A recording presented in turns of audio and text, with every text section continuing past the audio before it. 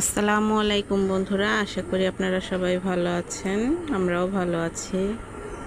তো বন্ধুরা, আমি আজকে একটা জিনিস অর্ডার দিয়েছিলাম,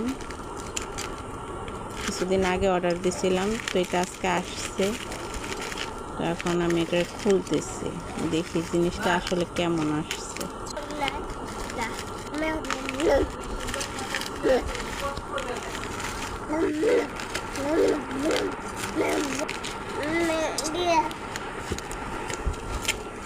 বন্ধ কর।